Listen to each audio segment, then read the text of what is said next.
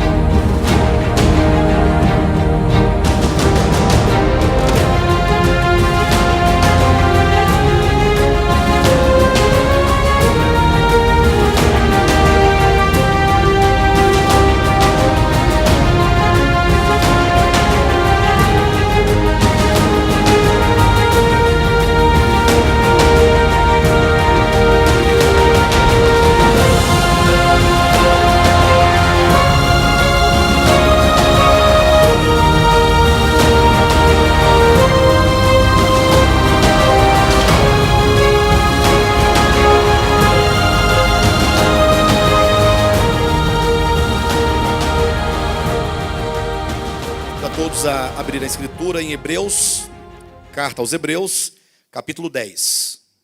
Ora, visto que a lei tem sombra dos bens vindouros, não a imagem real das coisas, nunca jamais pode tornar perfeitos os ofertantes com os mesmos sacrifícios que ano após ano perpetuamente eles oferecem. Grava essa expressão, perfeitos. Se quiser grifar também pode. De outra sorte, não teriam cessado de ser oferecidos, porquanto os que prestam culto, tendo sido purificados uma vez por todas, não mais teriam consciência de pecados. Entretanto, nesses sacrifícios, faz-se recordação de pecados todos os anos, porque é impossível que o sangue de touros e de bodes remova pecados. Por isso, ao entrar no mundo, diz: sacrifício e oferta não quiseste, antes um corpo me formaste. Não te deleitaste com holocaustos e ofertas pelo pecado. Então eu disse: eis aqui estou, no rolo do livro está escrito a meu respeito, para fazer, ó Deus, a tua vontade. Depois de dizer como acima, sacrifícios e ofertas não quiseste, nem holocaustos e oblações pelo pecado, nem com isso te deleitastes, coisas que se oferecem segundo a lei, então acrescentou: eis aqui estou para fazer, ó Deus, a tua vontade. Remove o primeiro para estabelecer o segundo. Nessa vontade é que temos sido santificados mediante a oferta do corpo de Jesus Cristo uma vez por todas. Quiser gravar ou grifar a palavra santificados. Ora, todo sacerdote se apresenta dia após dia a exercer o serviço sagrado e a oferecer muitas vezes os mesmos sacrifícios que nunca jamais podem remover pecados. Pode grifar também, remover pecados.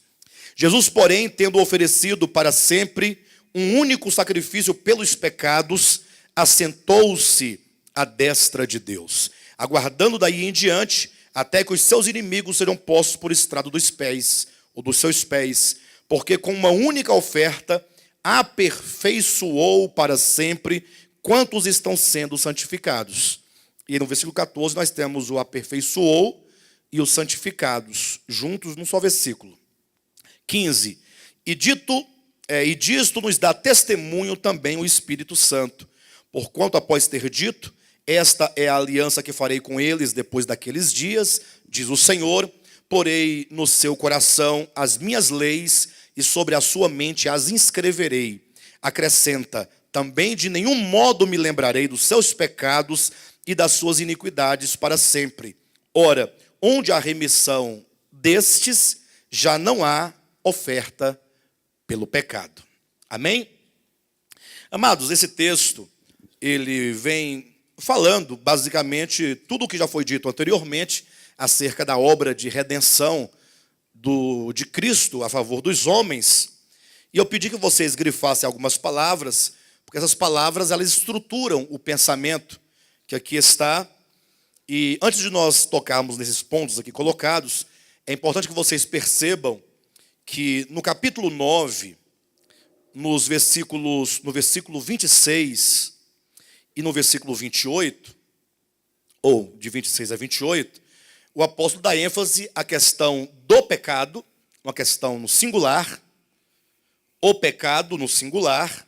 Olha só, 9:26. Ora, neste caso, seria necessário que ele tivesse morrido muitas vezes desde a fundação do mundo. Agora, porém, ao se cumprirem os tempos, se manifestou uma vez por todas para aniquilar, pelo sacrifício de si mesmo, o pecado. Então ele fala sobre a aniquilação do pecado. Ao passo que no capítulo 10 ele fala sobre a remoção dos pecados. Essa distinção é muito importante. Aniquilar o pecado e remover os pecados. Distinguir entre o pecado e os pecados é extremamente importante para se saber o que o escritor quer falar com essas palavras, o que ele quer dizer quando ele fala sobre os pecados, no plural, quando ele fala sobre o pecado no singular. E aí, toda vez que o apóstolo usar a expressão o pecado, não necessariamente todas as vezes, mas sempre que ele estiver dentro de um contexto, ele vai falar sobre o pecado enquanto uma consciência caída.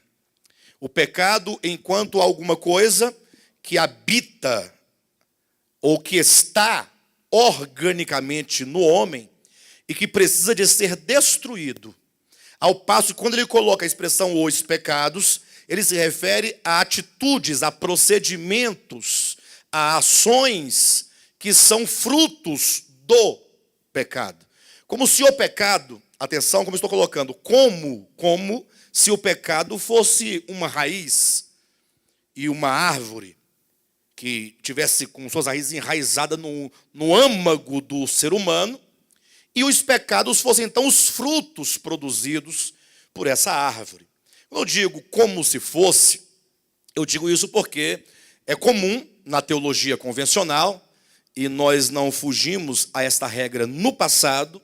Hoje nós estamos procurando, inclusive, corrigir o entendimento para tocarmos a verdade com maior propriedade. É comum na teologia convencional entender o pecado enquanto uma natureza. Entender o pecado como a presença do mal. Ou seja, costuma-se entender o pecado, as trevas, o mal, como a morte, como sendo algo em si mesmo, como sendo algo a priori. Então nós partimos do seguinte entendimento: ora, se Deus é o único criador, na verdade, Deus ele é criador e é o único criador, porque somente Ele pode criar algo.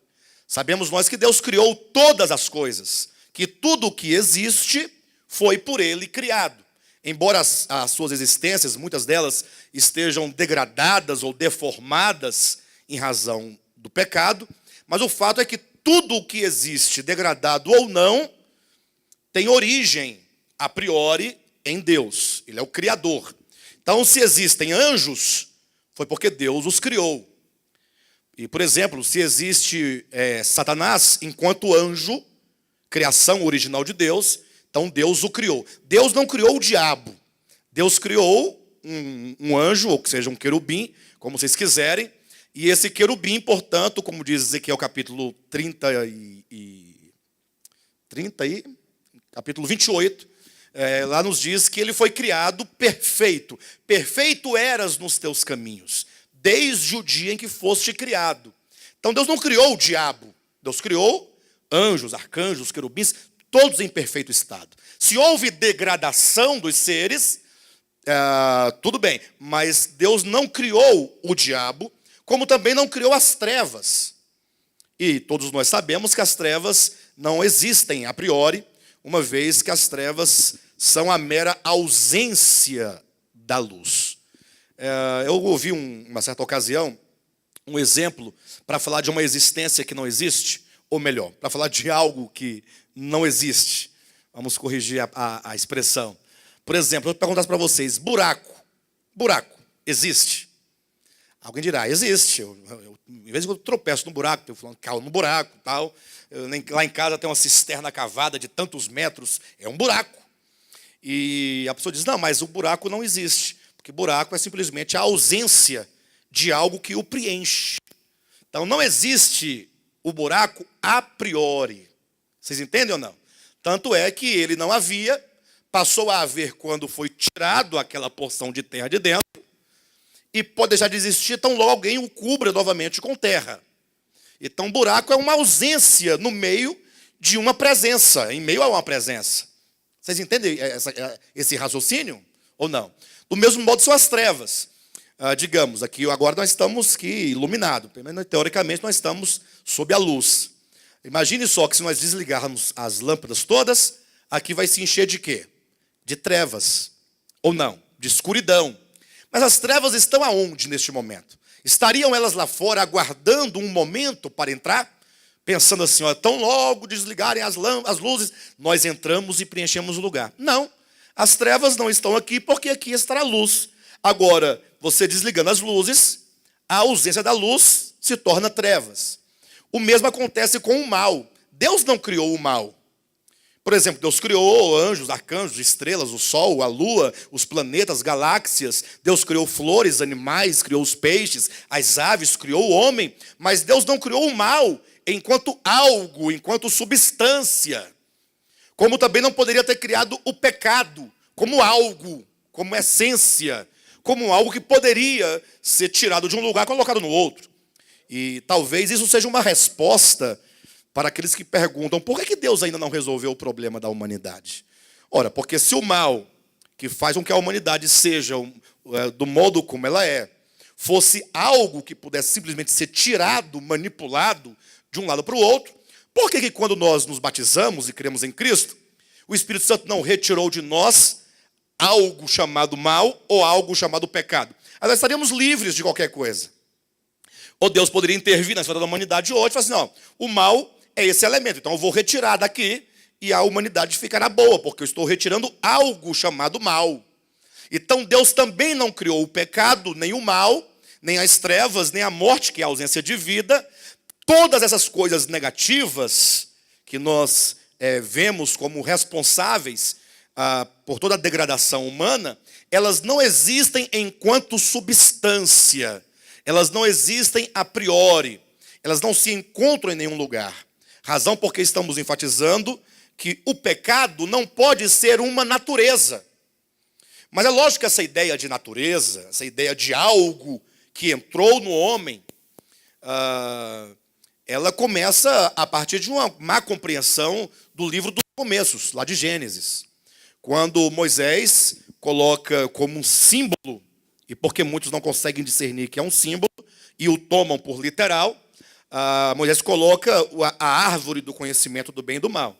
Aí todo mundo pensa, quando o homem come, ele toma do fruto, substancial, algo.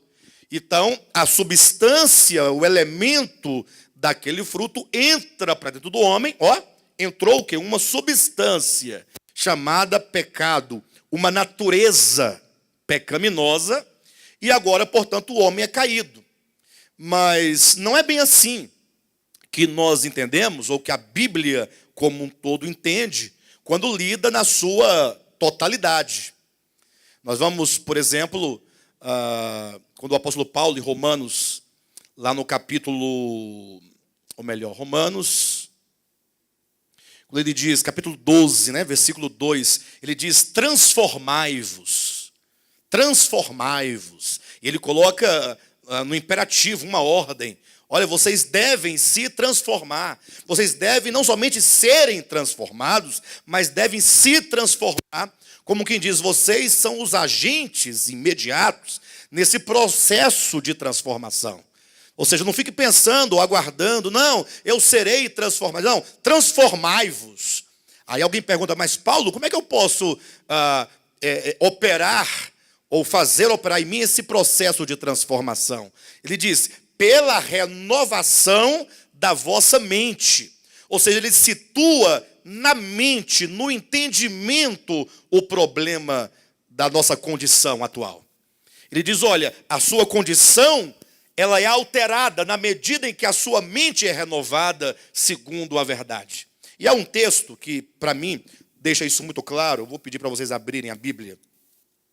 Em Efésios, capítulo 4, versículo 17. Diz assim, ó. Isto, portanto, digo e no Senhor testifico, que não mais andeis como andam os gentios, na vaidade dos seus próprios pensamentos. Então, olha onde ele vai situar todos os problemas aqui. Ele fala da vaidade. Vaidade não é algo. Vaidade é o sentido que você dá a alguma coisa que é passageira. Então, tudo que você confere um valor como se fosse eterno a algo que é passageiro, isso é vaidade. Então, fala da vaidade dos seus próprios pensamentos. Versículo 18. Obscurecidos de entendimento. Ou seja, o problema dos gentios está no entendimento obscuro. Está numa mente que não consegue compreender a verdade à luz da verdade. Alheios à vida de Deus por causa da ignorância em que vivem. Então fala agora da ignorância. Ou seja, tudo passa no entendimento, na mente. Razão porque é dito pela dureza do coração. Dureza de coração aqui, ou seja, é uma condição de um coração que agora é insensível à verdade, é insensível a Deus. Versículo 19. Os quais, tendo se tornado insensíveis, se entregaram à dissolução, para com avidez cometerem toda sorte de impureza. Você percebe que quando o apóstolo Paulo fala aqui sobre a questão pecaminosa, ele situa o problema no entendimento, numa mente entenebrecida. Não é sem razão que o próprio Jesus Cristo ele diz, olha, e conhecereis a verdade, e a verdade vos libertará. Em outras palavras, quando é que o homem é liberto? Somente quando ele conhece a verdade. A verdade, ela tem um poder de libertar o homem de tudo aquilo que o amarra, que o mantém cativo, que o aprisiona. E o que aprisiona o homem? Se a verdade liberta, o que aprisiona? O engano. E o que é o engano senão a ilusão? Portanto, o pecado não pode ser um fruto, não pode ser uma árvore, não pode ser uma mera prática de alguma coisa, senão a ilusão de querer ser o que não é. Razão porque quando se vai estudar a questão do pecado, não podemos começar pelo homem, pelo pecado ou pela queda do homem, senão que se deve começar pela queda do primeiro, do pai, que originou a queda, que é Lúcifer. Aí eu pergunto, qual foi o pecado de Lúcifer? Se nós formos estudar a Escritura, qual foi o pecado que ele cometeu? Nós vamos perceber que não há nenhum pecado desses que nós entendemos que poderia ser pecado. Mas o pecado deles ocorreu no coração e no entendimento. Na medida em que ele foi se orgulhando, achando que ele era algo sem que ele fosse, querendo ser o que não poderia ser. Ele disse, eu subirei acima das estrelas dos céus, exaltarei o meu trono e serei semelhante ao Altíssimo. Esta é uma mente que agora, por não compreender a verdade, ou por estar iludida e iludindo-se a si mesma, agora ela começa a formar uma maneira de pensar, uma maneira de perceber, uma maneira de ler o mundo, que vai fazer com que esse ser proceda de acordo com o seu entendimento. É o nascimento do ego. Portanto, o pecado não é uma substância, mas é uma consciência caída. Alguém pergunta, qual a diferença de mente para consciência? Mente é aquilo que você é o meio espiritual, não é cérebro, é o meio espiritual, pelo qual o homem ele vai adquirindo, como eu posso colocar? Ele vai adquirindo conceitos acerca das coisas. Então, quando você, por meio da sua mente, você cria um conceito acerca de algo, até então é apenas um pensamento na sua mente. Mas conforme isso vai sendo trabalhado na sua mente, com o tempo e com o passar do tempo, forma-se uma consciência, de maneira que você não tem como ser diferente daquilo que é a sua consciência. A gente vê isso em vários setores da experiência humana. Por exemplo, não quero entrar em nenhum detalhe aqui de razões políticas ou de pensamento político, absolutamente. Não me interpretem mal, se você não concordar com o que eu vou dizer, não tem problema. É só você pegar o meu exemplo e aplicar no sentido oposto do que eu vou dizer, que vai dar a mesma coisa. Por exemplo, a situação política do nosso país. Quem não está vendo o que está acontecendo? Uma podridão total. Antigamente, nós mantínhamos esperança num partido político, numa dada pessoa. E até hoje, inclusive, tem pessoas que estão apostando em pessoas que virão nas próximas eleições. Para amanhã vir a se desiludir. Como outrora depositamos a nossa esperança em alguém e depois essas pessoas nos desiludiram. Imagine então que até hoje há pessoas que, vendo tudo isso, não conseguem ver e continuam insistindo de que nada há de errado e que está tudo certo, que tudo isso é um grande complô contra um homem, digamos assim. E por que essas pessoas continuam se mantendo? É porque elas são... o que acontece? Não é falta de consciência. É uma consciência formada que tem que ser desfeita pela luz da verdade. E quando a pessoa se fecha para a verdade, aquela consciência não se desfaz facilmente.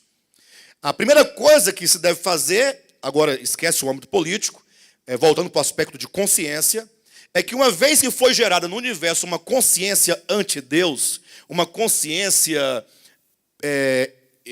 de ilusão, de achar que o ser criado pode ser como Deus, razão porque na queda é dito lá em Gênesis que a serpente disse que tu poderás ser como Deus. Essa ilusão foi forjada. E de lá para cá nós encontramos o quê? Toda uma humanidade que insiste no mesmo caminho de querer ser sem Deus. Então é uma consciência, é um coração, como diz Efésios capítulo 4, versículo 19, que está endurecido. Como dizem 1 Tessalonicenses capítulo 4, versículo 2 ou 3, é uma consciência cauterizada, insensível, que não é capaz de perceber. Então, na medida que a luz vai chegando e vai iluminando, a verdade vai entrando no coração, vai então quebrando essas ilusões, e o homem então, uma vez que começa a enxergar a verdade, ele começa então, aos poucos e lentamente, porque uma consciência não adormece de um modo e amanhece de outro. A consciência é formada ao longo de tempos e tempos, e portanto é necessário tempos e tempos para desfazê-la. E uma nova consciência tem que ser construída, e levará, portanto, tempos e tempos. Então é preciso que nós entendamos que o pecado é um problema de coração, um problema de consciência, que precisa ser vencido. E é dito que Cristo, portanto, no capítulo 9 de Hebreus, ele veio para aniquilar o pecado, portanto, ele veio para destruir uma consciência errada acerca de Deus, uma consciência anti-Deus, podemos falar em termos do Novo Testamento, uma consciência anticristo, para então, por meio da sua morte, ele toma um homem nascido de mulher. O Cristo de Deus, ele se encarna num homem nascido de mulher ou não? Que tem origem no tempo. Uma humanidade que vem de Adão. Por isso que é chamado de último Adão. E agora eu vou tomar essa humanidade, eu vou ensiná-la a obediência, e eu vou submetê-la a uma disciplina da verdade, e por fim eu vou crucificá-la e sepultá-la. E ao ressuscitar, então, uma nova consciência é gerada no universo. Uma nova consciência no homem é gerada no universo. Então, ele vem por meio da sua morte destruir o pecado enquanto uma consciência. Eu falei agora há pouco sobre uma consciência anticristo.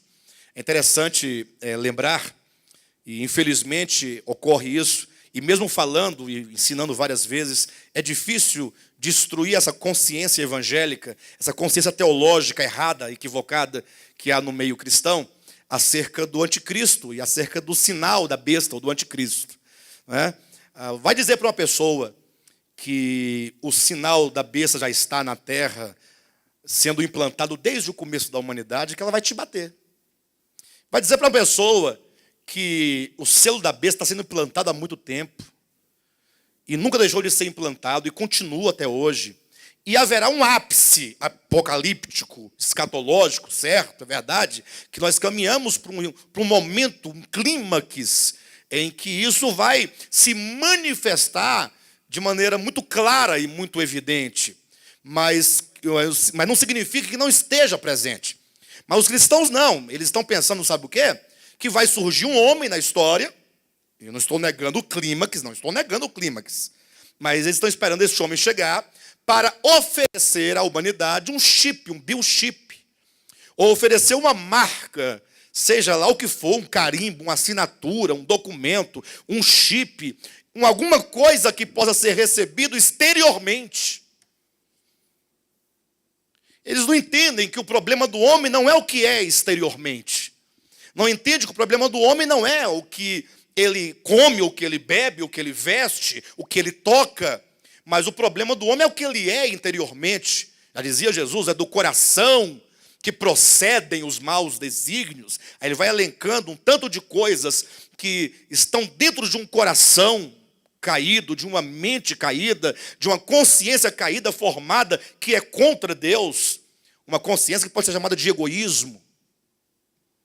De sorte, então, que se alguém está esperando por um carimbo, por um chip, por alguma coisa nesse sentido, é lamentável, porque o engano ele se dá exatamente por esta via. O engano, ele te engana contra ele mesmo. Ou seja, você fugindo do engano está sendo enganado por ele. Você achando que você está distante do engano, ele está te abraçando e andando de mãos dadas com você. Porque você está pensando em algo que possa ser recebido, e você, como um bom cristão, diz, se hoje chegar o selo da besta, eu não o recebo. E não sabe que o selo da besta, como diz o próprio Apocalipse, é a marca do homem, é número de homem, não é um número de um homem, é número de homem.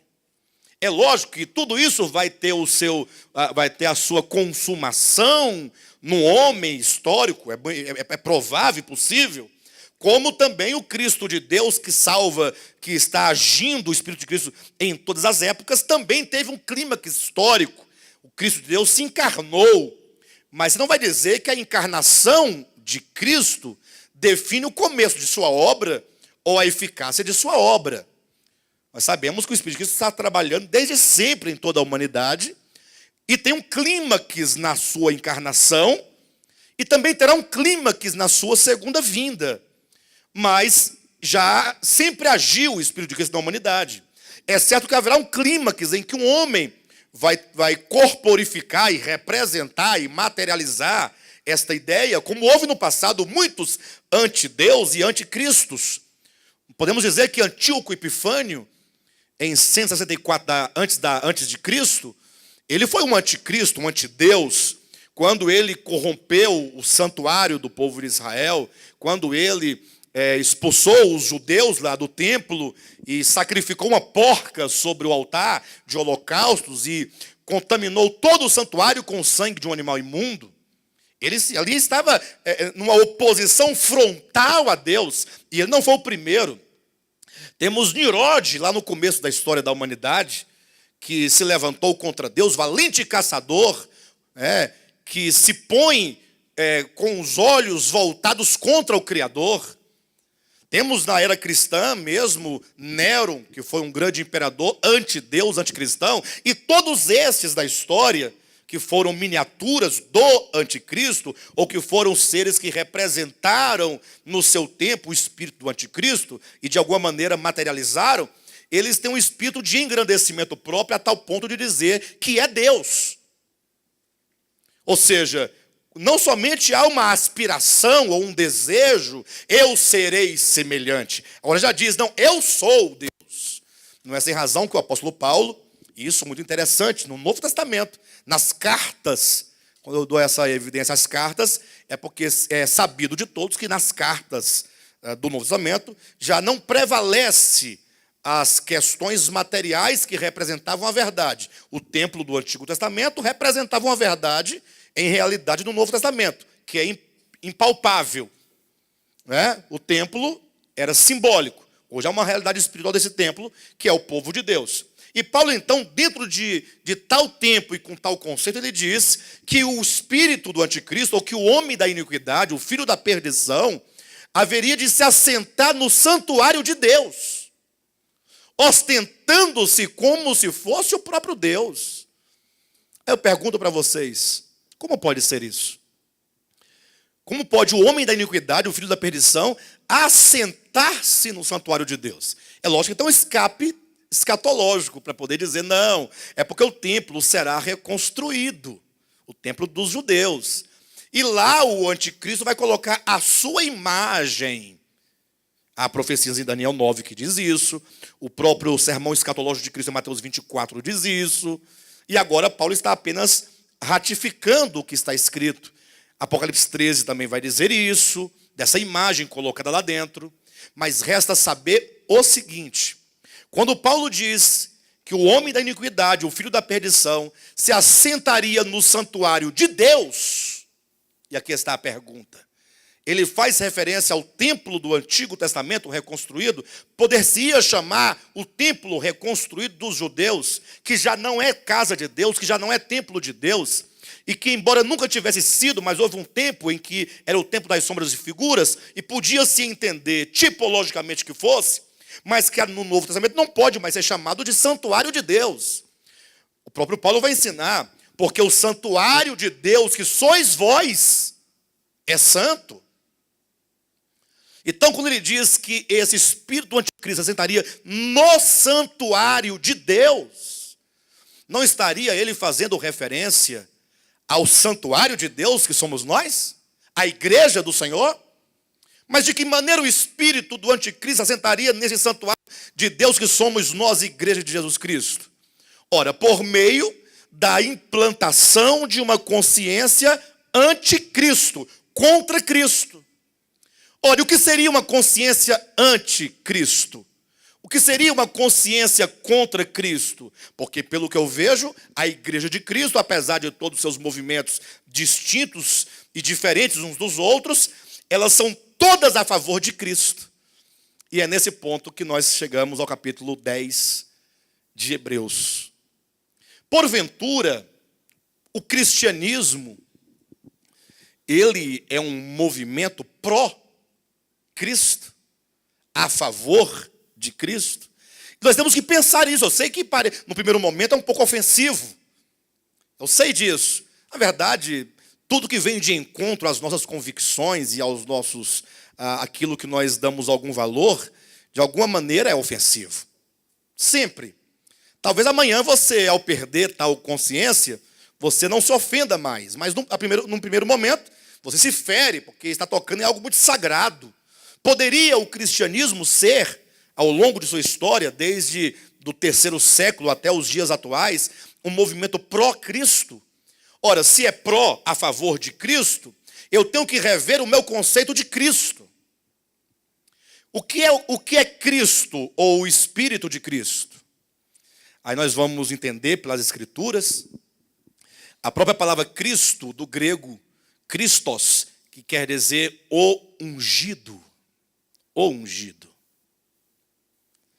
Sim, mas o que tem a ver?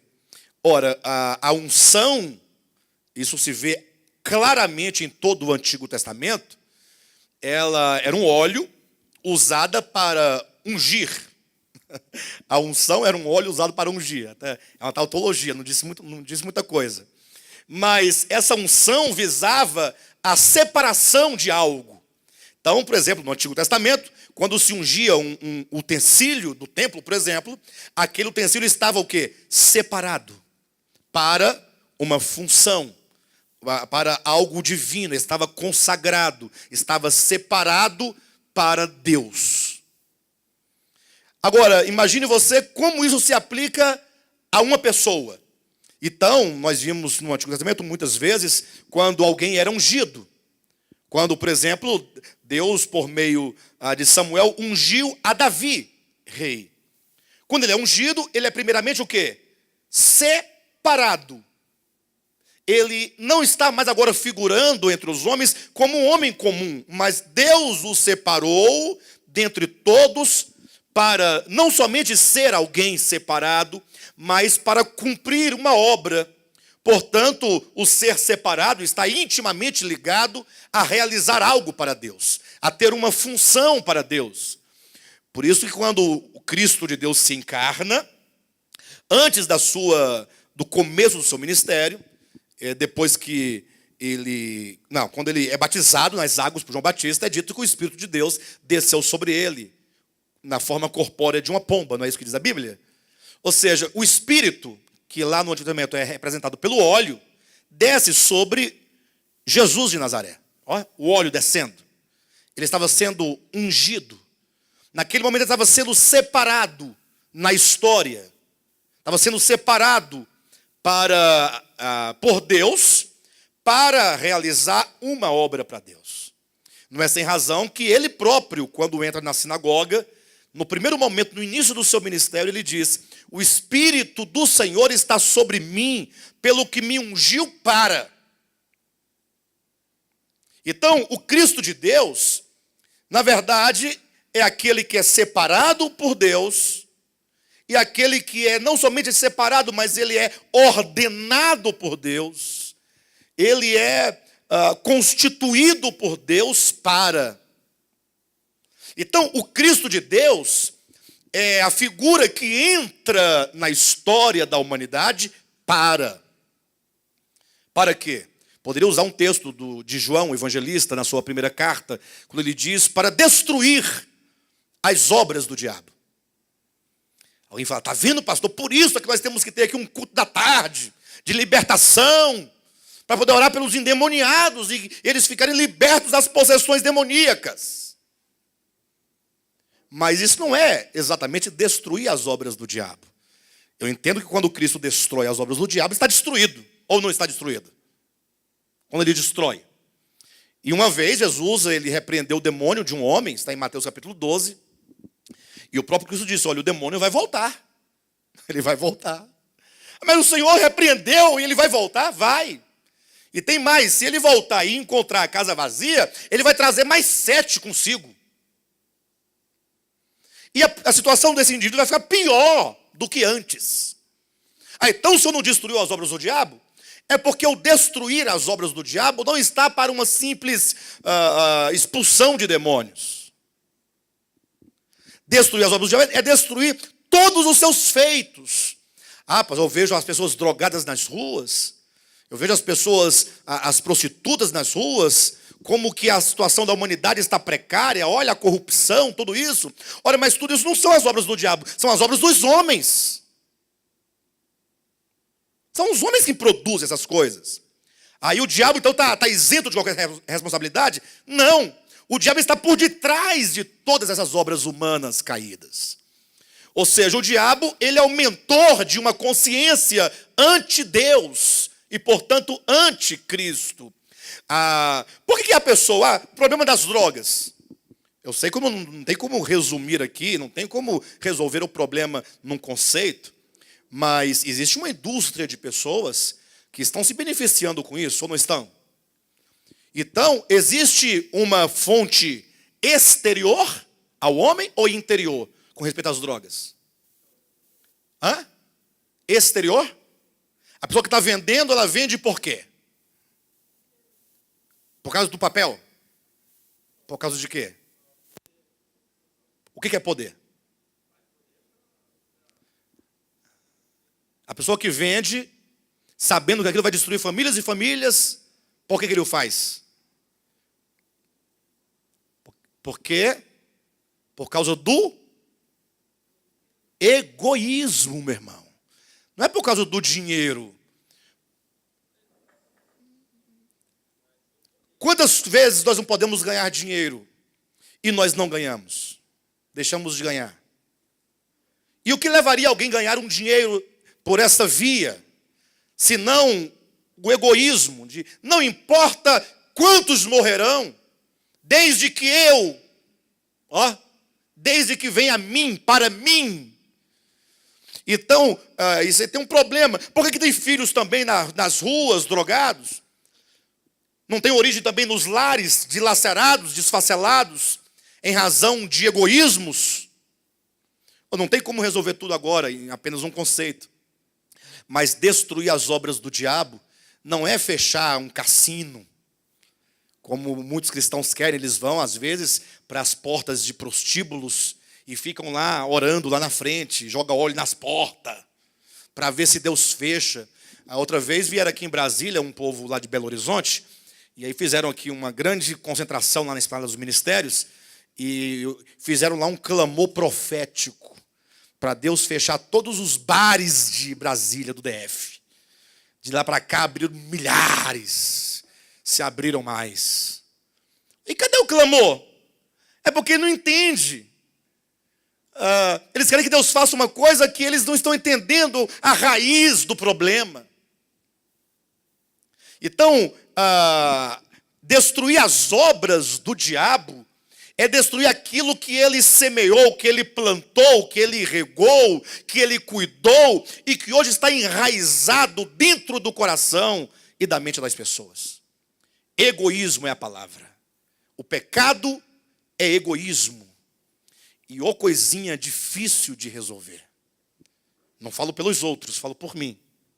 Ô coisinha difícil de ser destruído, de ser quebrado, de ser mudado. Razão por quê? Nós vamos verificar aqui em Hebreus capítulo 10, que a proposta do apóstolo é que nós, por meio de uma consciência em relação aos pecados, tenhamos paz com Deus, e em relação ao problema do pecado, nós sejamos santificados, ou seja, paulatinamente mudados organicamente. Diz hoje então que quando veio o Cristo de Deus, enquanto ungido, separado, aquele que está ordenado, ele veio então para destruir todo o espírito, toda a mente, todo o coração que é contrário ao Espírito de Deus. E aí, para que os irmãos tenham uma ideia prática acerca disso, Filipenses capítulo 2, a partir do versículo 5, é um ótimo texto para dizer o que é Cristo.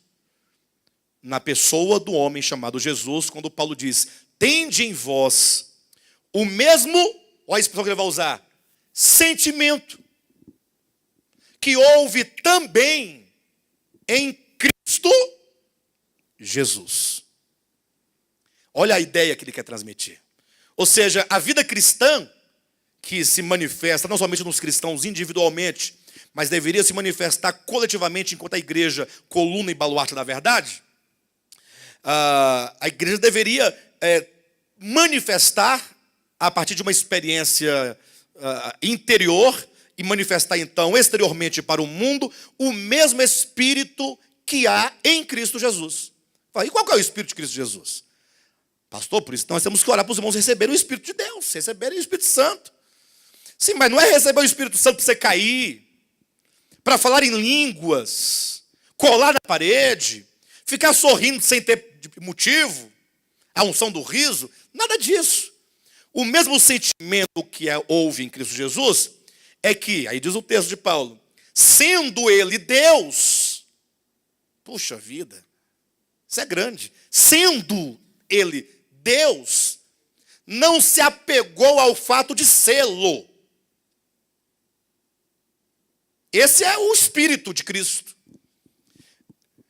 Ser pró-Cristo é ser a favor do não ser eu. Interessante como que o próprio Deus, quando questionado, ou quando Moisés perguntou para ele, Moisés não sabia quem ele era. Então assim, quando me perguntarem pelo teu nome, o que eu devo responder lá para os hebreus? Quem és tu? Aí ele disse assim, ou melhor, ele não disse, diga que o Deus de Abraão e Jacó te enviou.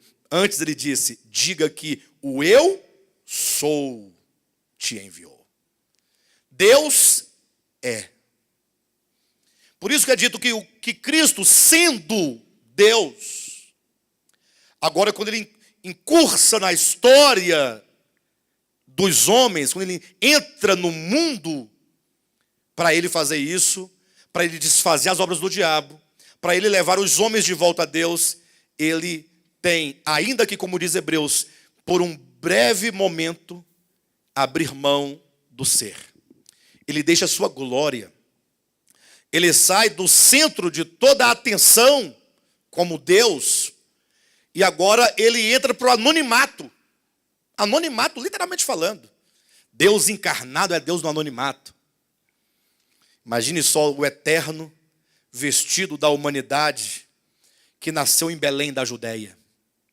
Aí nós convidamos aqui Miqueias para dar o testemunho. Por que Belém da Judéia? Aí ele vai dizer no capítulo 5 do seu livro, versículo 2, e tu, Belém, Efrata, sendo a menor de todas as cidades de Judá. Puxa vida, hein? Não tinha uma cidade maior para ele nascer? Tem que ser de Belém. É porque ele abre mão do ser. E agora entrando na história do homem e dos homens, para se esconder, entenda se esconder no bom sentido, numa humanidade, ele vai nascer do menor lugar. Quando é para ser criado, ele vai ser criado em Nazaré. Aí há o ditado que era muito corrente no tempo de Cristo: pode de Nazaré vir alguma coisa boa? Vocês entendem? Ele vai ser tido por um galileu, porque é da Galileia, da região, da Galileia, que era o lugar de pessoas desprezíveis. Isaías traz o seu testemunho. Como raiz de uma terra seca, não tinha aparência nem formosura, beleza alguma havia que nos chamasse a atenção. Homem, como que de quem Deus esconde o rosto. Sabe aquela pessoa que olha assim e fala assim, não é possível, essa pessoa só pode ser uma pessoa amaldiçoada. Porque vai ter coisa ruim em cima dela assim, lá longe. Isaías diz, como alguém de quem Deus esconde o rosto. Chama o salmista Davi para falar no Salmo 22, quando ele estava pendurado à cruz, como um verme vermelho, desprezível. Os homens passavam e balançavam a cabeça. Não é possível, esse sujeito aí. E ainda tem coragem de dizer que é o Cristo de Deus. E o pior de tudo, não somente falando da sua humanidade e da sua historiografia, mas da sua experiência no seu trato para com os homens, comendo com pecadores, com publicanos, com meretrizes. Que redução, irmãos. E nós não sendo, desculpa a palavra, eu ia falar porcaria nenhuma, mas não falei, né? Não sendo nada, nós não queremos nos assentar com pecadores e publicanos e meretrizes. Nós não queremos nos assentar porque nós não podemos nos misturar com essa gente. Vocês entendem o problema que nós temos? Quem quiser ler amanhã o devocional de amanhã, que será publicado amanhã bem cedo, 6h30 já estará publicado lá no Facebook, também no site da igreja. Tem um devocional que tem como tema confissão. Confissão. E um subtema, olhos apocalípticos. Leiam. Escrevi hoje esse texto. Fala exatamente disso. Como que nós somos surpreendidos muitas vezes e traídos pela nossa própria consciência.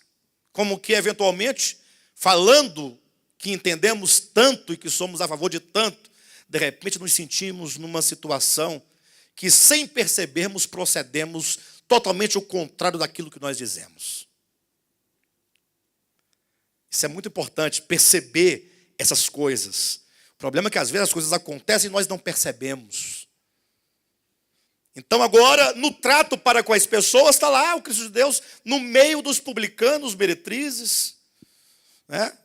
Se fosse hoje, nós não diríamos publicanos e meretrizes, diríamos as prostitutas, se você usar uma palavra bem eufemística, né? Para não dizer outro nome mais agressivo. Estaria no meio de todas as classes e os substratos que a sociedade marginaliza. Todos. Porque a sociedade, ela é hipócrita, né? É hipócrita, por quê? Porque sendo todos tudo, exclui aqueles que são tudo que podem ser vistos.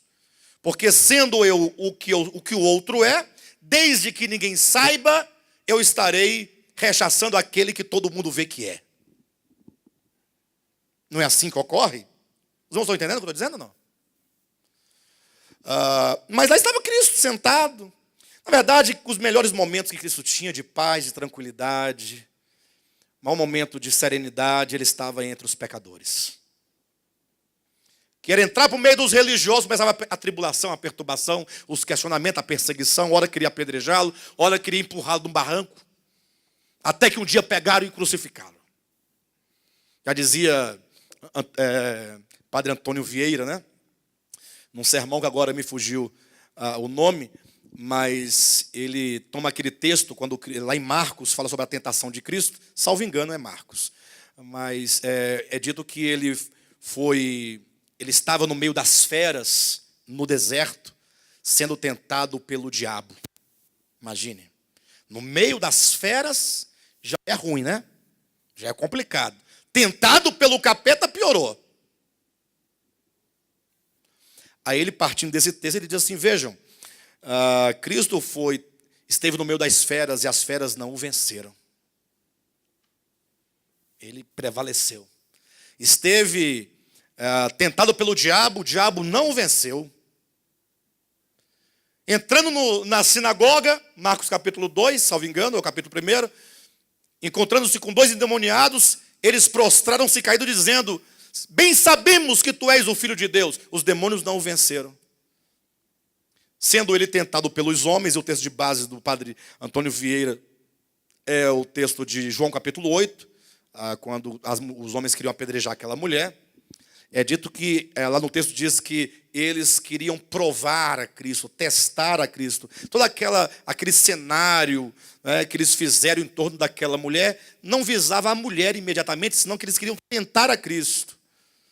E dito que sendo ele tentado pelos demônios, ele venceu. Sendo ele tentado pelo diabo, ele o venceu. Estando no meio das feras, ele o venceu. Mas os homens, por fim, o crucificaram. Lógico que é todo um projeto de Deus, e ele vencia quando era crucificado. Mas o fato é que os religiosos, quando viam Cristo no meio dos pecadores, eles ficavam irritadíssimos. As parábolas de Lucas capítulo 15, as 3 parábolas, e a do capítulo 16, as 2 parábolas, que é a parábola do administrador infiel e a parábola do rico Lázaro, essas 5 parábolas foram ditas para responder o problema, porque os judeus diziam nos seus pensamentos contra Cristo que Cristo estava comendo e assentando-se com os pecadores. Mas isso é o quê? É o despojar-se, ó. Sendo Deus, abriu mão de ser. Esse é o Espírito de Cristo. E agora, não somente tem essa experiência no seu contato com os homens, mas agora ele tem que lidar com 12 apóstolos, os seus assessores. De que categoria eram essas pessoas? Pedro, Tiago, João, Judas, Tomé. Só gente boa. Só gente boa. Tomé, no final, já acabando tudo, estava lá duvidando que ele havia ressuscitado, mesmo tendo ouvido tantas vezes que ele haveria de ser ressuscitado. Pedro, o mais íntimo, um dos mais íntimos de Cristo, um dos mais próximos de Cristo, simplesmente o negou 3 vezes. E eu quantas vezes já não o neguei? E você quantas vezes não já o negou? Né?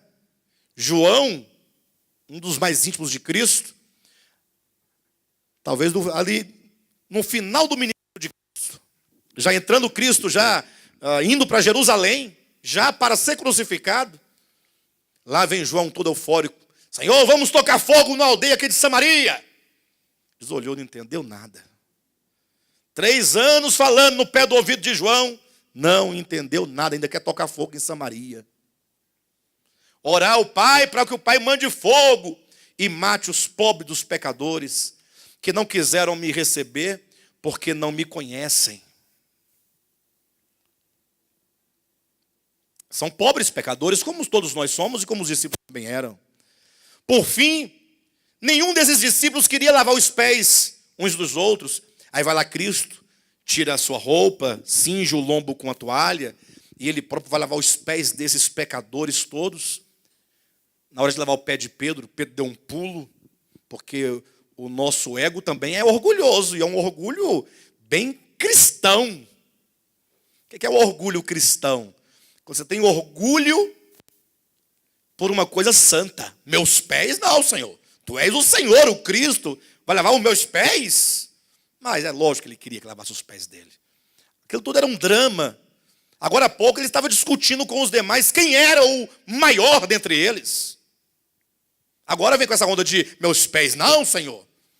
Imagine só, se Cristo tivesse lavado os pés somente de Pedro. Ah, tá vendo seus 11 pecadores? Os meus ele lavou e o de vocês lavou? Imagine só, ia vender as unhas de Pedro até hoje, vendendo um taquinho de unha. A unha que foi lavada por Cristo. Mas Cristo lavou. E Cristo lava nos pés de Pedro na maior serenidade, simplicidade, amor. Não havia hipocrisia alguma quando Cristo lavava. Cristo simplesmente amava. Amava quem? Amava aquele que ele sabia que momentos depois iria traí-lo, negá-lo por 3 vezes. Sabia. Covarde, Pedro. Então, covarde. Pedro, vem aqui, Pedro. Você não tem vergonha, Pedro? Puxa vida, estou aqui falando com você, explicando. Agora, daqui a pouco você vai chegar lá e vai dizer, diante de uma criada, de uma empregada, que você não me conhece. Ah, se eu fosse Jesus. A Bíblia diz que, pela descrição, como é colocado nos evangelhos, parece que ele estava sendo julgado numa sala, tinha uma janela, dava acesso a um corredor grande, lá embaixo tinha uma fogueira, e Pedro estava lá. Então, Cristo podia de longe ver. Então, quando Pedro negou a Cristo, o galo cantou. Quando o galo cantou, Pedro se lembrou. Jesus ouviu o cantar do galo, olhou para Pedro. Pedro olhou para Jesus. Eu, no lugar de Cristo, falava assim, rapaz, eu te avisei, rapaz. Você não presta. Você não presta, Pedro. Olha como você é, cara. Eu falei para você. E nem te avisando você se liga. Nem avisando. Tá aí, agora você vai dizer que você me ama? Como é que você diz que me ama se você diz que não me conhece? Você pode amar a quem você não conhece, Pedro? Mas não. O olhar de Cristo para Pedro era como que dissesse, calma, Pedro, fique tranquilo. Fica tranquilo. Você é simplesmente um pecador. Você é simplesmente um fraco. Mas é por isso que eu estou aqui. É pelos pecadores, por você, por todos. O olhar de amor constrangeu a Pedro de uma maneira tão grande que depois de 3 dias e 3 noites, quando Cristo ressuscitou, que Pedro foi ter com Jesus, Pedro estava ali todo constrangido, né? No meio dos discípulos e Cristo, todo mundo ali, e Pedro sem graça agora, porque se ele tivesse negado a Cristo, Cristo tivesse morrido, não tivesse voltado, morreu, acabou, né? Agora o problema é eu negá-lo, aí ele morre, e quando eu penso que está tudo bem, lá vem ele ressuscitado para cima de mim. Agora eu vou ter que conversar com ele, vou ter que me explicar para ele. Né? Falar para ele, pois é, foi um momento de fraqueza, aquele constrangimento todo. Até que num dado momento, Jesus está lá no meio dos 11, né? Ele fala, Pedro, sim, Senhor, cabeça baixa, vem cá. Se distancia um pouco. Pedro deve pensar, e agora? Tem que encarar a fera. Tem jeito. O que ele vai dizer? Ele pode dizer o que ele quiser falar, não tem problema nenhum. O que ele falar vai estar bem pago, porque o que eu fiz foi ruim mesmo. Então ele estava esperando o sermão, né? Esperando o sermão, a bronca. Aí Jesus fala, Pedro, sim, Senhor, tu me amas? Olha a pergunta de Cristo. E Cristo perguntou exatamente por 3 vezes, porque por 3 vezes ele havia negado a Cristo. Mas por que tudo isso? Que espírito é esse de Cristo? É o espírito daquele que, sendo, abriu mão do ser. Por amor a essas criaturinhas todas de que nós estamos falando agora. Olha que sentimento maravilhoso. Porque se eu fosse Cristo, com a mente que eu tenho, com a consciência que eu tenho hoje, digamos, é lógico que é improvável que isso fosse, mas digamos, em tese, eu vou deixar meu trono, minha glória, eu sou o Logos eterno, para fazer isso aí que você está querendo que eu faça, que o pai quer que eu faça? Descer lá para redimir esses homens aí? Né? Já está errado descer. Começa por aí. Quem está no topo não quer descer. Quem é não quer não ser. Já começa errado por aí. Ou não? Estou perguntando. Já começa errado por aí, sim ou não? Aqui que é o tal ponto. Quando nós dizemos errado, é exatamente a consciência que nós temos acerca de Deus. É exatamente essa consciência caída que diz que é errado. Porque a mente de Deus não diz que é errado. Pelo contrário, a mente de Deus diz, pode abrir em Hebreus capítulo 10. Sacrifícios e ofertas não quisestes. Esse é o Espírito de Cristo falando para o Pai. Sendo Deus, então estamos dialogando, Filipenses 2 com Hebreus. Sendo Deus, chega agora ao Pai e diz, Pai, eu estava aqui pensando, inclusive lendo nos livros sagrados. Estão entendendo, né? A ideia? Estou colocando a situação para os irmãos pensarem, visualizarem. Porque aqui diz, no livro do rolo está escrito a meu respeito. Não está aqui? Em Hebreus 10? Então, só para os irmãos terem uma ideia antropomórfica de algo que nós não podemos imaginar. Estava aqui lendo, Pai, nos livros sagrados, mais precisamente no livro dos Salmos, e eu vi que o Senhor não quer sacrifícios de animais, sacrifícios, ofertas, pelos pecados dos homens. Tu não queres. Não é o teu desejo, não é teu coração, não é tua vontade, não é teu desígnio. E então, o seguinte, eu vejo que a tua vontade de redimir o homem, e portanto eu estou aqui à tua disposição. Preparas-me um corpo, eu vou lá. Eu vou redimir o homem. Miguel deve ter se levantado, digamos, mas o Senhor redimir o homem, tornando-se homem. Mas é o Espírito de Cristo. Tende em vós o mesmo Espírito que houve também em Cristo Jesus, que sendo Deus não apegou-se, não aferrou-se ao fato de ser Deus. Antes, a si mesmo se esvaziou e subsistindo na forma humana, foi feito servo dos homens. E não somente servo, mas sofreu a morte. E não somente a morte, mas morte de cruz. Por esse desapegar-se, Deus o exaltou sobremaneira e o fez assentar-se acima de todo nome, de sorte que naquele último dia todo joelho se dobrará e toda língua confessará que Jesus Cristo é o Senhor. Ou seja, ser pró-Cristo é ser pelo Espírito de Cristo, pelo sentimento que houve em Cristo Jesus. E qualquer tipo de sentimento que ultrapasse esse sentimento de Cristo Jesus, relatado em Filipenses 2, em Hebreus capítulo 10, é um espírito anticristo. É do maligno, é o pecado, é o egoísmo. E foi esse espírito, essa consciência que ele veio destruir. Por isso que é dito que o espírito do anticristo, o homem da iniquidade, o filho da perdição, se assentaria sobre o santuário de Deus. Qualquer forma de culto que vise ao próprio homem, ainda que feita para Deus, mas se visa ao homem, é anticristo. Não é sem razão que nós vamos encontrar. Eu sei que é difícil de os irmãos concordarem comigo, mas os irmãos vão encontrar abundantemente no Antigo Testamento os hebreus prestando culto a Yahvé, a Jeová, o culto de acordo com a lei. Mas estando eles lá, com todas as coisas nos devidos lugares, no dia certo, na hora certa, do modo certo, da forma certa, Deus falar pelo meio dos profetas: eu aborreço os vossos sábados, as vossas luas novas, as vossas festas solenes. Aí como pode Deus aborrecer aquilo que é oferecido a Ele? É porque sendo oferecido a Ele não visa ao próprio Deus, senão ao próprio homem. Porque não é entrega, é troca.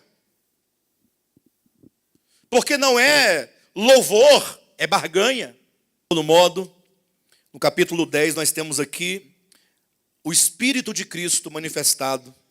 E isso fica muito claro nessas palavras aqui no capítulo 10, versículo 5. Por isso, ao entrar no mundo, diz: sacrifício e oferta não quiseste, antes um corpo me formaste. Não te deleitaste com holocaustos e ofertas pelo pecado. Então, uma vez que ele não se deleita, com que ele se deleita? Esta é a questão. Será que nós, enquanto cristãos, servos de Cristo, discípulos de Cristo, nós estamos perguntando: Senhor, com que tu não te agradas? E o que te traz deleite? Imagine se o próprio filho trazia consigo tal preocupação, e não é sem razão que ele é chamado de filho, dentro da economia divina, porque fora da economia divina não pode ser chamado filho aquele que é o pai. Como assim? Olha, quando Isaías falou acerca dele, do filho, diz que o nome dele seria Pai da eternidade. E ele próprio, falando de si mesmo, falou: não vos deixarei órfãos. Quando o tio morre, não deixa o sobrinho órfão. Mas veja, por ele ser filho na economia divina, é que nos ensina que o filho é aquele que serve ao pai, que é grato pelo pai, pelas bênçãos do pai, pelo cuidado do pai. E é nesse sentido que ele é filho, quando ele se põe como servo de Yahvé. Não é sem razão que em Isaías 53 ele é chamado de o servo de Yahvé. Isaías tem vários capítulos a Isaías em que ele é dito sobre ele com esse título, o servo de Yahvé. Olha que coisa maravilhosa. Sacrifício e oferta não quiseste, antes um corpo me formaste. Não te deleitaste com holocaustos e ofertas pelo pecado. Então eu disse: eis aqui estou. No rolo do livro está escrito a meu respeito, para fazer, ó Deus, a tua vontade. O Espírito de Cristo é aquele que satisfaz a vontade do Pai.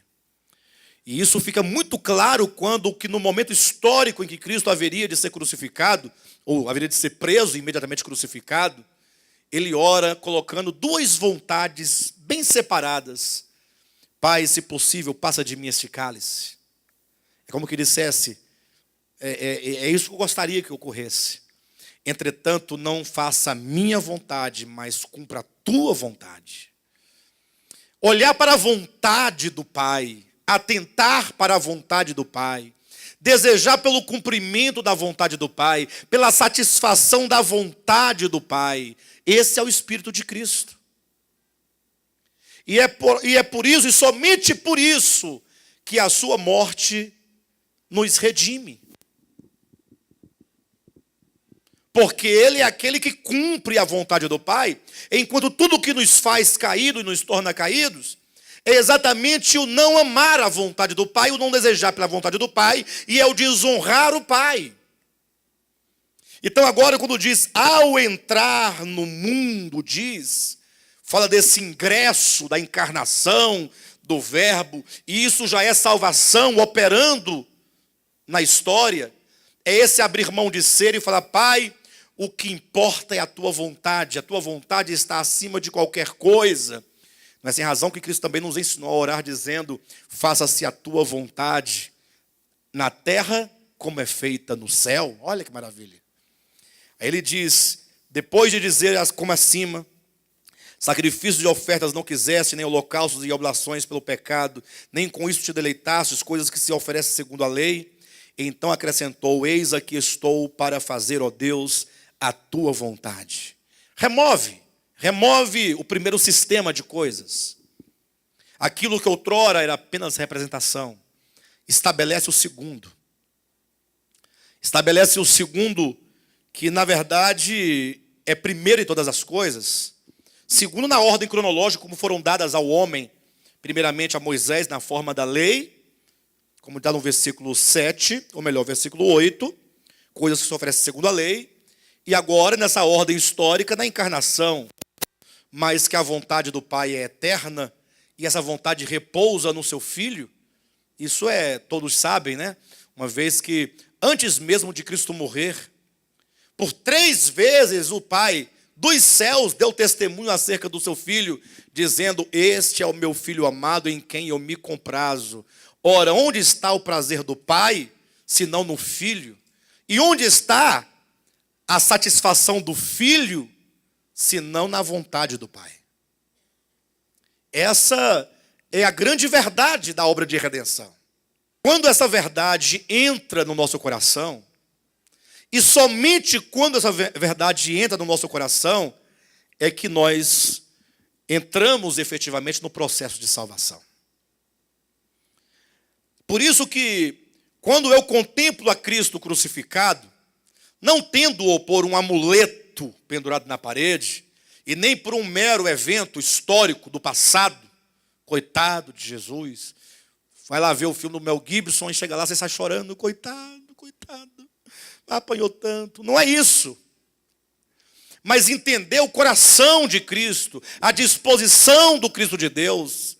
Quando se compreende tudo isso, no coração algumas coisas nos ocorrem. Nossos pecados, eles são todos perdoados. Todos. Porque os pecados em si mesmos, eles não são senão fruto de uma mente caída, de uma consciência caída. Quando essa verdade do Evangelho entra em mim, e eu concebo a verdade acerca de quem Cristo é, do coração de Cristo, mediante o seu incurso na história, como ele demonstra esse espírito de Cristo na história, esse sendo ou não ser, esse esvaziar-se, esse abrir mão de si, esse ser o servo de Deus e dos homens, esse descer até o último degrau onde se pode descer, sendo Deus, não sendo, olha, quando essa verdade então entra em mim, não há razão nenhuma de meus pecados ainda serem contabilizados. Porque para Deus o problema não está no fazer. Independentemente de quantos pecados eu tenha cometido ou venha a cometer, por diversas razões que Deus sabe. Os homens não sabem. Os homens são tão mecânicos, tão inorgânicos, que eles medem uns aos outros por aquilo que o outro faz. É só alguém cometer um erro grosseiro na tua frente, que você sempre vai se lembrar daquele homem, daquela mulher, daquela pessoa, por aquele grande pecado grosseiro que ele cometeu. Nunca se apaga da nossa mente, nós nunca nos esquecemos. Perdoo, mas não esqueço. Ora, vez ou outra, nós estamos trazendo de volta, jogando na cara da pessoa. Às vezes não fazemos por medo da pessoa. Nós somos tão covardes que nós temos medo das pessoas. Mas na ausência, a gente fala, a gente expõe, a gente sorri, a gente zomba do erro alheio. Mas como Deus está acima de toda essa pequenez, essa mediocridade humana, ele, uma vez que o homem, ele crê nesta verdade suprema, Cristo, a vontade do Pai, em razão de toda a disposição de esvaziamento de si mesmo, que é a negação do ser para destruir o egoísmo, que é a tentativa e a vontade de querer ser. Quando isso entra, então tudo que fizemos, ou que ainda viermos a fazer, está justificado, não pelo fato de termos feito, mas são muitos, mas pelo fato do que nós concebemos ser a verdade. Ou seja, por que o sangue de Cristo me purifica de todo o pecado? Não, porque o sangue é precioso. Não, sim, é preciosíssimo. Mas como você lê esse sangue de Cristo? Estaria a Escritura a falar do sangue, gota, hemácias derramadas? Ou a morte, o sangue, a cruz, tudo isso se define a partir do espírito, do coração, do ser. Tudo isso se manifesta enquanto um espírito, um coração que a priori já morreu, já sofreu tudo aquilo. Senão não poderia fazer aquilo. Por isso que nós somos justificados quando cremos na morte de Cristo. Porque já não somos mais controlados, não somos mais dominados, não somos mais guiados pela consciência caída. E embora tenhamos que levar tempos, anos e anos, para que essa consciência nos ganhe completamente, e nós venhamos a realizar totalmente, somente aquilo que ela nos diz para fazermos, o fato é que nós já não mais pensamos com a mente caída de Adão. Por isso que lá em 1 Coríntios capítulo 2, o apóstolo vai dizer que quando Deus revela, quando o Espírito revela ao homem o Cristo crucificado, o tema do capítulo 2 de 1 Coríntios, exatamente a revelação do crucificado, enquanto o Senhor da glória. Quando o Espírito Santo nos revela o Senhor da glória, aí agora nós somos espirituais. Nos tornamos espirituais. Espiritual não é porque você usa uma blusa de manga longa, fechada até aqui o colarinho, até os tornozelos. Isso não quer dizer homem espiritual. Espiritual não é porque você está no monte orando de madrugada, com todo mundo dormindo. Como se dormir fosse não ser espiritual. Espiritual não é porque você está orando muito em voz alta, está rouco de orar, porque grita nas praças públicas, nas praças. Não. Espiritual porque você agora, versículo 16, porque nós temos a mente de Cristo. Porque agora conseguimos fazer uma leitura diferente de tudo. Razão porque até mesmo quando nós pecamos, o arrependimento é a coisa mais natural para quem tem a mente de Cristo. E a confissão é algo natural quando se tem a mente de Cristo. Porque o Espírito de Cristo em nós nos ensina, nos orienta, fala conosco, nos repreende. Então, é por esta razão que aqui no capítulo 10, versículos de 1 a 3, ou versículos 1 e 2, ele fala que uma vez que nós cremos no sacrifício de Cristo, nós agora fomos aperfeiçoados. Ser aperfeiçoado não é ser perfeito no sentido próprio da palavra, mas quer dizer que você agora atingiu uma compreensão da verdade plena, e você agora pode, portanto, caminhar nesta verdade. Olha o que diz: ora, visto que a lei tem sombra dos bens vindouros, não é a imagem real das coisas, nunca jamais pode tornar perfeitos os ofertantes, com os mesmos sacrifícios que ano após anos, perpetuamente lhes oferecem. De outra sorte, teriam cessado de ser oferecidos. Ou seja, a razão dos sacrifícios do Antigo Testamento serem tantos ao longo da história, é porque eram ineficazes de tornar os homens perfeitos. Versículo 2, de outra sorte, não teriam cessado de ser oferecidos, porquanto os que prestam culto, tendo sido purificados uma vez por todas, não mais teriam consciência de pecados. Vocês entendem essa construção aqui? Aqui não é uma pergunta, tá, amados? É uma pergunta reflexiva, retórica. Porque diz assim, olha, ele está argumentando, se porventura aqueles sacrifícios tornassem os homens perfeitos, se tornasse, não teriam cessado de ser oferecidos? O que significa?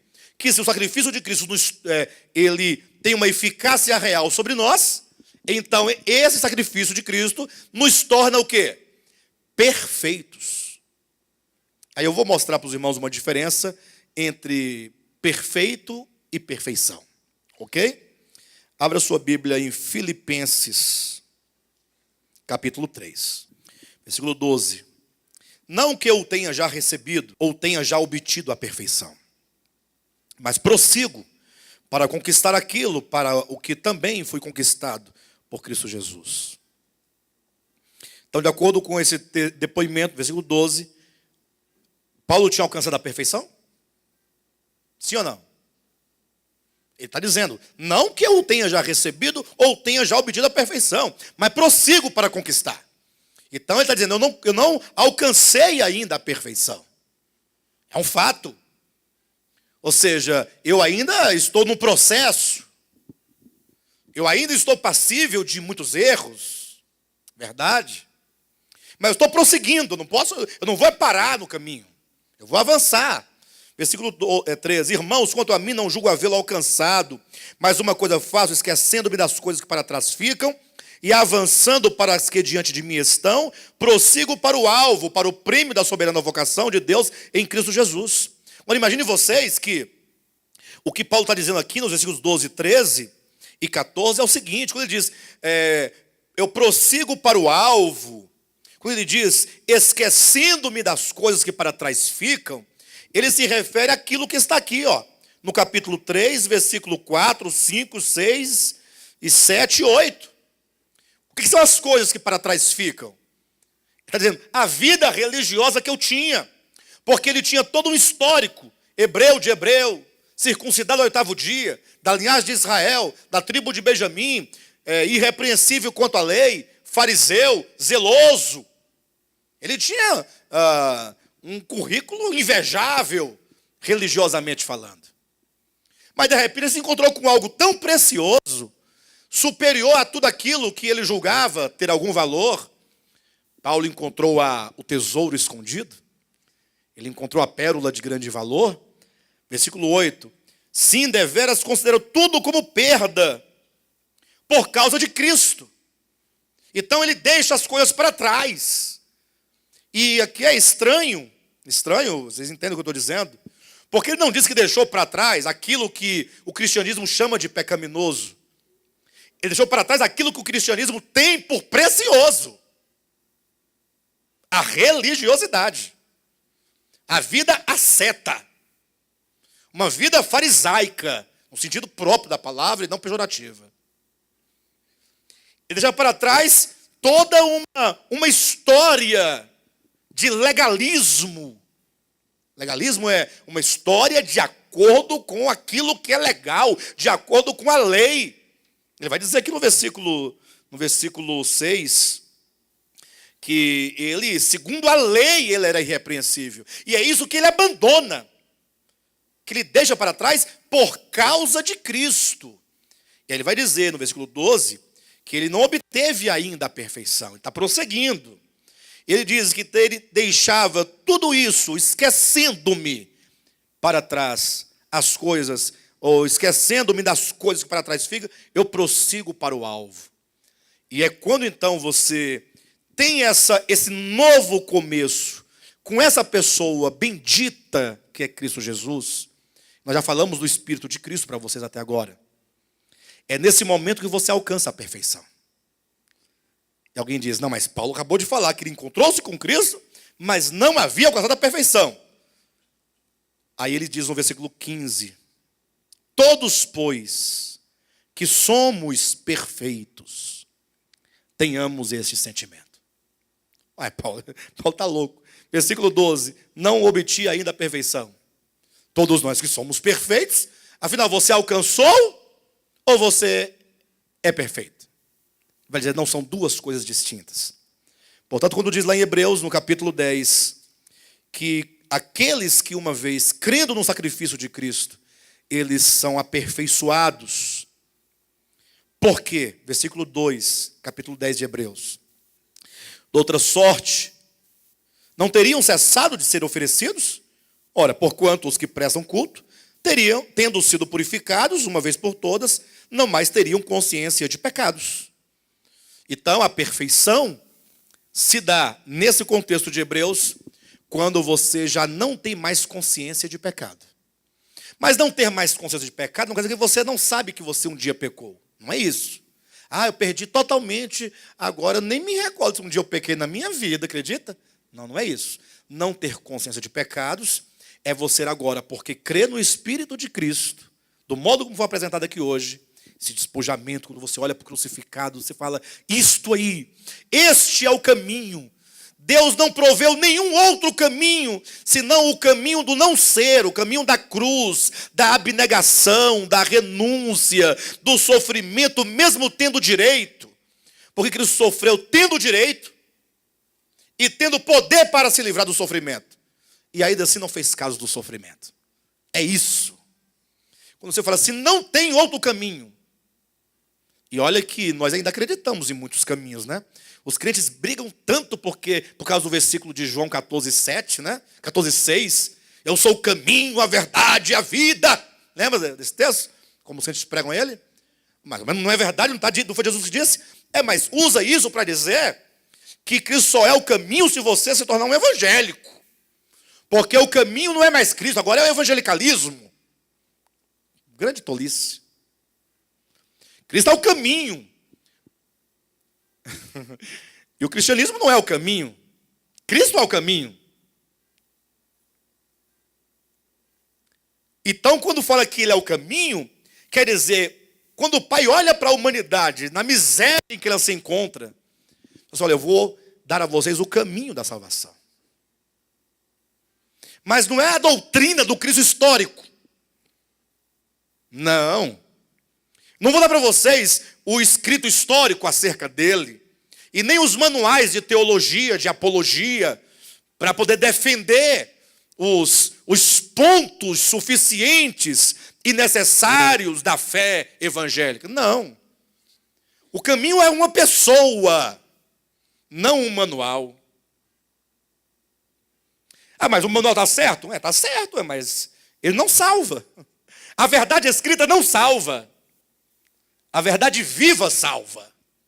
O caminho vivo salva. Então, se ele é o caminho, e não há outro caminho além dele, porque não há salvação fora de outro nome, e não ter salvação fora de outro nome não significa que você deva confessar esse nome como quem confessa um credo, mas confessar o nome é dizer, Cristo Jesus é o caminho de Deus, e não há outro meio de salvação, senão o Espírito de Cristo dado aos homens. Não tem outro caminho. Quando você fala, eu não vou confiar mais em carros, nem em cavalos, nem na espada, nem na sabedoria humana, nem em qualquer coisa que seja meramente humana, só no Cristo de Deus. Aí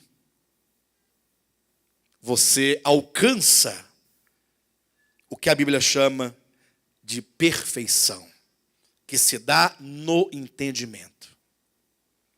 Embora, como diz o texto de Hebreus 10, versículo 10, nesta vontade é que temos sido santificados, mediante a oferta do corpo de Jesus Cristo, uma vez por todas. Versículo 14, porque com uma única oferta aperfeiçoou para sempre. Quantos estamos sendo santificados. Engraçado, aqueles que foram aperfeiçoados para sempre estão sendo santificados. Nenhuma contradição. Porque uma coisa é o entendimento ser plantado, absorvido, crido, recebido, abraçado e acolhido. Agora, o segundo momento é essa mesma vontade ser trabalhada nas minhas vontades no dia a dia do meu cotidiano. É um processo de santificação. Vontades minhas sendo santificadas, pensamentos meus sendo santificados. Mas tudo isso só pode acontecer, vontade, pensamentos, coração, propósito, tudo sendo santificado dentro de mim, no meu ser, só é possível a partir do momento que essa verdade se instaura dentro de mim e eu acolho essa verdade como sendo o único caminho, não havendo outro. E diz no versículo 15, e disto nos dá testemunho também o Espírito Santo. Porquanto após ter dito, esta é a aliança que farei com eles, depois daqueles dias, diz o Senhor, porei no seu coração as minhas leis e sobre as suas mentes as inscreverei. Acrescenta, atenção, eu li e já ia passando por cima do detalhe mais importante deste texto. Porque a ideia do apóstolo não é falar esse texto. Ele diz, versículo 15, e disto nos dá testemunho também o Espírito Santo. Porquanto após ter dito isto, disse, Então o que ele quer dizer é o que ele disse após aquilo. Entenderam ou não? Ele vai citar algo que não é o objeto imediato do que ele quer dizer. Pois, após ter dito, esta é a aliança que farei com eles depois daqueles dias, diz o Senhor, porém no seu coração as minhas leis as escreverei, na sua mente as escreverei, acrescenta. Após ter dito isso, ele acrescenta, também de nenhum modo me lembrarei dos seus pecados. Isto é uma consciência perfeita. Ou seja, eu não tenho mais consciência de pecados. Porque o próprio Deus já não se lembra mais dos meus pecados. E de suas iniquidades para sempre. Deus não se lembra mais. Não que ele não tenha lembranças, que ele não saiba, que ele sofre de amnésia, não é isso. Ele quer dizer, eu não trago de volta o seu pecado para lançar sobre a sua face. Pastor, mas tem um negócio aí de uma disciplina que vocês falam, que é segundo as obras e tal. Mas aí não é Deus que está trazendo de volta. É o fruto amargo que nós temos que comer, porque nós mesmos os plantamos. A lei da semeadura universal, isso aí é irrevogável. Não é Deus. Isso aí é o processo pelo qual nós passamos, processo necessário para chegarmos à plena santificação. Então, o capítulo 10 até aqui onde nós lemos, a ideia é exatamente o Espírito de Cristo, que uma vez recebido, crido, implantado dentro de nós, temos os pecados, plural, perdoados. Nada, nenhum pecado deixa de ser perdoado. Todos já estão perdoados. E no segundo plano, na medida em que vamos sendo santificados, mediante esta vontade do Pai e esta vontade do Filho, nossas vontades, vamos sendo santificados.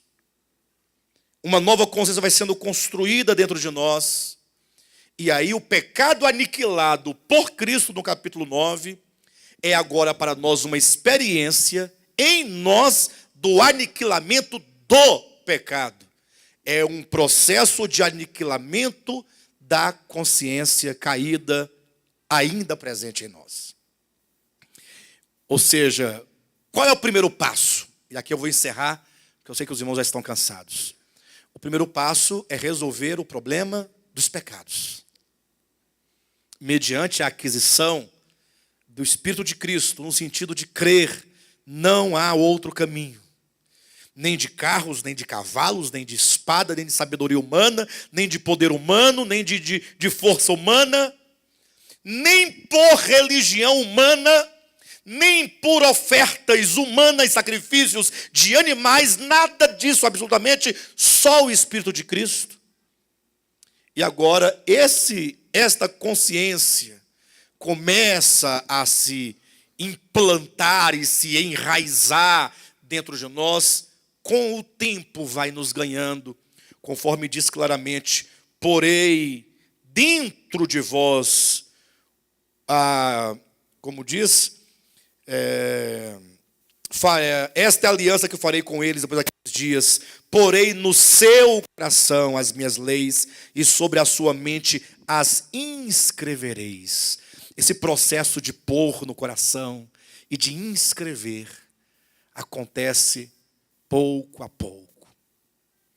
Um pouco mais inscrito hoje, um pouco mais inscrito amanhã, depois de amanhã mais um pouco, depois um pouco mais, inscrevendo, cada vez mais profunda a escrita. No primeiro momento, um risco na mente e no coração. Quando você pensa que já está escrito, lá vem ele no mesmo ponto, inscrevendo um pouquinho mais forte, um suco mais forte, uma calha mais profunda no coração. E aí, de tanto inscrever insistentemente, enraizando a vontade dele dentro de nós, aí essa santificação vai acontecendo. Aí você vai perceber que você já foi bem pior do que é hoje. Amém? E que nós estamos prosseguindo para o alvo, né? Vamos chegar lá em nome de Jesus.